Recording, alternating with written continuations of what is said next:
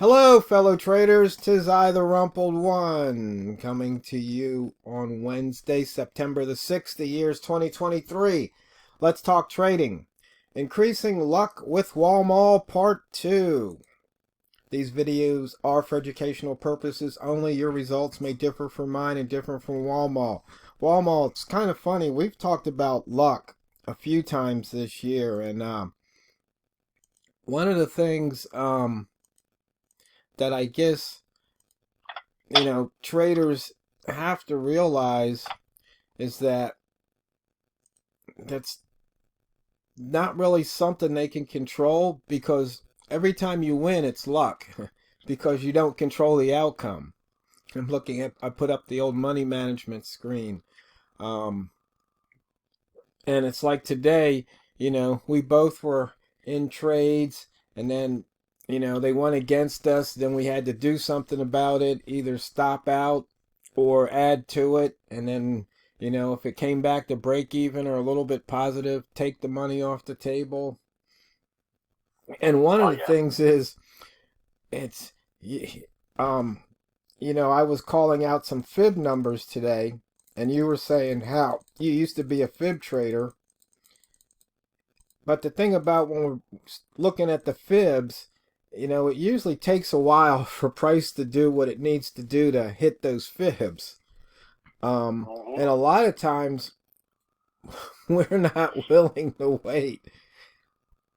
And yeah, what happens is that we start to trade based on fear rather than based on charts or based on a trading plan. And so if when you do that, then it's really hard to be lucky. yeah. Well, you know, well, the whole point of it, using that word of luck is that it's something that's out of your control. You know, if you think about it, if we're truly doing what we're supposed to be doing, you know, we're setting up a system, and what that means is that we've laid out our risk management. We've laid out our money management. We've laid out our psychology management. I'll call it that, meaning, hey, there are days that you just don't have any business trading. Something traumatic happens in your life. Something, whatever it may be. Something happens traumatic, in your trading day, in the beginning of the day. And you're probably better off just to close the machine and walk away. And, and yeah, those are all things that you can control. I can control when I get in a trade. I can control when I get out of the trade, but I can't control whether or not I have a profit or whether or not I have a loss. And that's the thing. And if you're a person who is more of a swing trader or a position trader, like if you're an order block type person, or if you trade in balances or pivot points or fibs, the reality is you can go and do what you're supposed to do, which is sit down with the charts the night before, mark up your charts so that you know what you're going to do if you see a particular thing happen the next day. Have it all perfectly laid out. Have everything that's laid out there, just absolutely perfect on your computer, or if you're an old school guy doing it on actual paper charts, whatever it may be that you're doing. But the reality is, when you sit down in front of your terminal to go and take your trade because you've gotten your trigger, you don't know. You have no idea what's going to happen. You are hoping that the trade's going to go in your direction. But that's all you can do, is press the button and hope that it goes and does exactly what you have laid out on your charts through your technical analysis for it to do. Your statistics will go and help you with that decision, or if you're going and doing support resistant lines or trend lines or candlestick patterns, I don't care what it is. All you've done is just laid out a system as to how and what you think it's going to go and do. Doesn't mean it's going to happen. And that's just the reality. Because that's where luck goes and portends into all of this. Some people would say, well, here's the reality. You go into a trade, and the reason why it didn't go again my direction is because noise got in the way. They'll call it noise. In other words, they see a pattern on the chart, where they think, like, for instance, right now, if you look at the M5 chart, it's like, oh, look at that. I should be going short because we've hit the 50% on the fib from the last high to the last low, so therefore we should be going short here, and we could have been up 3 pips, but now we're only up a pip and a half, and the fact that it's going against me is just because of noise. It's just market noise. Well, maybe, I don't know. I just call it market movement. That's just reality, and it's just whether it goes up or it goes down. I don't know what it's going to do. Nobody knows what it's going to go and do on the very next tick. And I've seen some of these guys go out there. They have their YouTube channels or whatever, and they run this challenge where they go and say, okay, to win the challenge, what you got to do is pick the next candle color. Then pick the next candle color, then pick the next candle color, and they run a challenge to see who the better trader is because they're able to pick the next candle color. Guess what? It doesn't matter. Picking the next candle color really, truly doesn't matter. What matters is putting all the things together, because whether it goes up or it goes down doesn't mean you're going to win a trade or not. And the reason why I say it, and I know this is kind of counterintuitive to a certain extent, but the reality is, let's say I go short, and I pick the next candle. And the reason when I'm saying it's going to go short, I'm picking the next candle color to be black. Well, guess what? It could go white, and go up a bunch, and then turn around and actually do exactly what I said. In fact, today there was a particular level, and I know TR, you can back me up on this. I said it's going to go right back down to that level, and I think I did that twice, and sure enough, it did it. But in the process, it ran up 15, 20 pips before it turned around and did exactly what I said it was going to go and do, and hit the exact mark where I said it was going to go and hit.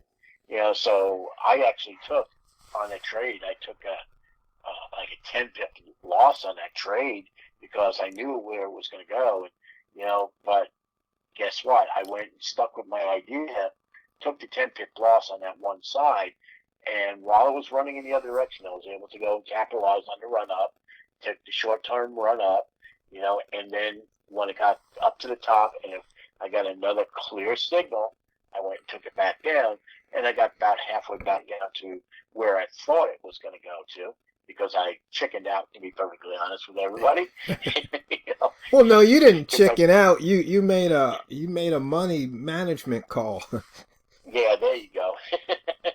I got out because of money management. I, at that point, had more than made what my core was for the day, and so it was a good place to get out. Made up for the loss that I made in the other direction. That's okay. That's just part of trading. And I think that's what we have to do as traders, is recognize the fact that we are not some type of person who can sit there and actually figure out exactly what the market's going to do on the very next tick.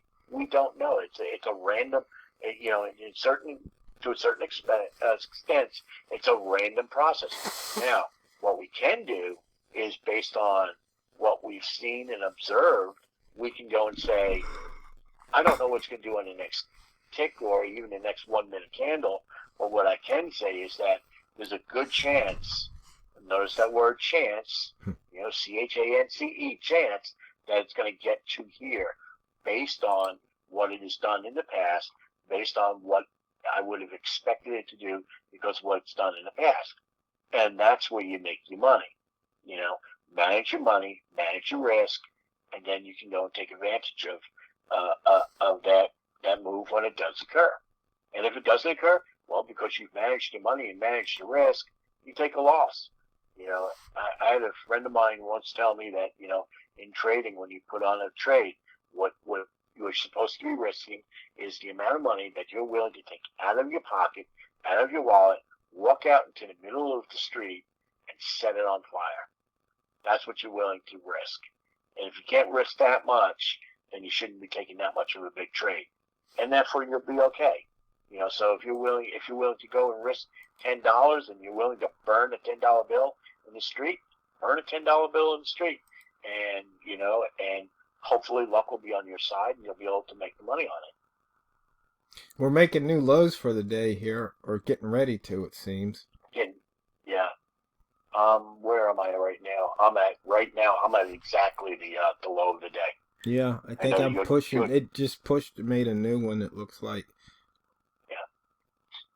But that's my idea of luck. That's just, it's to a certain extent, what's happening on the chart. It's complex.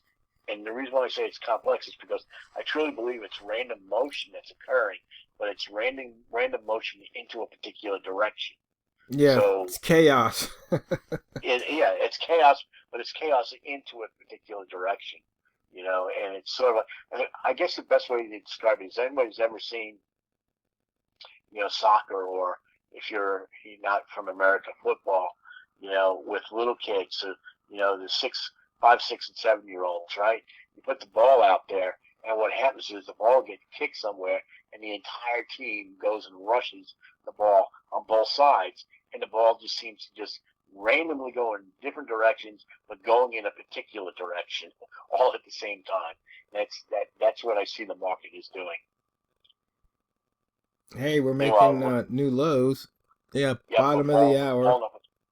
Falling off a cliff here.